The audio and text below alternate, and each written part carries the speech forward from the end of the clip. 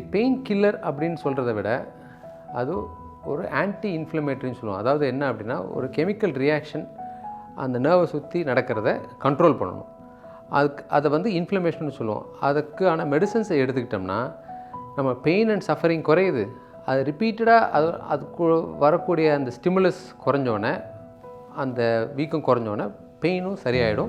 நம்ம நினச்சிட்டு இருக்க மாதிரி ரொம்ப நாள் மெடிசன் சாப்பிடணுமோ, இல்லை exercises, physiotherapy continuation of the whole process லாங்காக இல்லாமல் ஷார்ட்டாக்கி ட்ரீட் பண்ணி அதோட பெயின் சரியாகிறதுக்கு நிறைய வாய்ப்பு இருக்குது. அதனால் பெயின் கில்லர்ஸை நெக்லெக்ட் பண்ண வேணாம். நான் சொல்கிறது என்னென்னா, it's an anti inflammatory medication சொல்லி பழகிறது பெட்டர்.